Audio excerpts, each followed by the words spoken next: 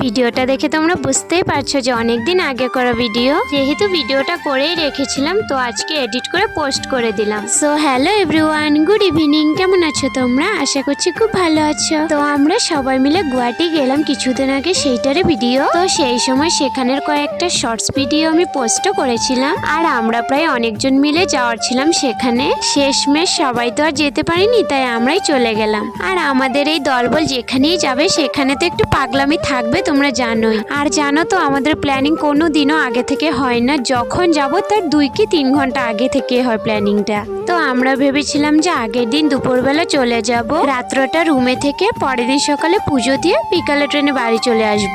তো সবেরই কিছু না কিছু প্রবলেম ছিল, তার জন্য আর সেটা হলো না। তো সবাই বললো যে সেখানে রাত্রের ট্রেনে গিয়ে ভোরে ভোরে পেয়ে যাবে, তারপর সকাল সকাল মন্দিরে চলে যাবে। তো এদিকে দেখো ট্রেনে উঠেই দুজন প্রায় একটানা ঘুম দিয়ে দিল। ঘুম থেকে উঠে দেখো এদের পাগলামো শুরু হয়ে গেছে। আর এদিকে দেখো এরা এমন শুরু করছে, মানে এদের ঘুম হয়ে গেছে, মানে আর কাউকে ঘুমাতে দেবে না ওরা। আর আমাদের তো 3টা সিট ছিল, সাথে সাথে প্রায় অনেকজন মানুষ ছিল। এদের জ্বালায় যে পাশের মানুষগুলো ঘুমাবে এরা সাধ্য নেই। আমাদের ভাগ্য ভালো যে টিটি আঙ্কেল আমাদের নামাই দেনি গাড়ি থেকে।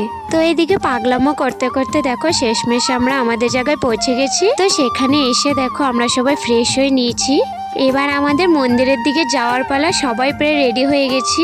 এদিকে মন্দিরে যাওয়ার জন্য আমরা সবাই বেরিয়েও পড়লাম। আমাদের আর কি বলো, আমরা যেখানেই থাকবো সেখানে তো একটু পাগলামি করতেই হবে বলো। তো এদিকে দেখো সবাই মিলে আমরা মন্দিরেও চলে আসছি। তো মন্দিরের আশেপাশে তো প্রায় অনেকগুলোই দোকান ছিল। তো এরপর মায়ের জন্য কিছু নিতে হবে, আমরা মন্দিরের একদম পাশের দোকান থেকেই সবকিছু কিনেছি। আর জানো তো আমি মন্দিরে সেই 8-9 বছর আগে গিয়েছিলাম, আবার সেই এত বছর পরে মায়ের মন্দিরে গেলাম।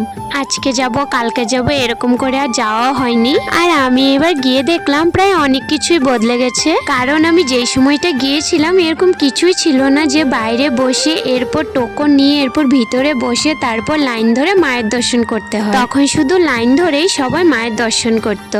তো যাই হোক দেখো এদিকে আমাদের পুজো দেওয়া হয়ে গেছে।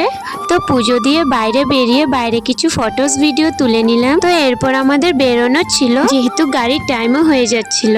তো এরপর তোমরা দেখো কোনো রকম খালি একটা ভিডিও করে নিলাম, ভিডিও ছাড়া অসম্পূর্ণ মানুষ। এরপর আমরা মন্দির থেকেও বেরিয়ে পড়লাম। আর তোমরা শুধু ভিউটা দেখো কতটা ভালো লাগছে। যাওয়ার টাইমে সুইচ অফ করে ফেলা দিই। রাম এলিকা তো তোমরা বাট পারবো এমনি কই না তো বাট পারবো মানে আমার এই দুটো রাস্তা মধ্যে ভালো গাইস আমার মুখে একদম জামু এই যে রেডি হতে পারতে এরকম সময় টপ করে মোবাইল সুইচ অফ করে করো। তো স্টেশনে এসে সেরকম কোনো ভিডিও করিনি, শরীরটা অনেক খারাপ লাগছিল, তোমরা দেখে বুঝতে পারছো। তাই ট্রেনে উঠেই একটা ভিডিও করেছিলাম। তো ভিডিওটা আজ এইটুকুই, তাহলে আজ আসি, বাই বাই।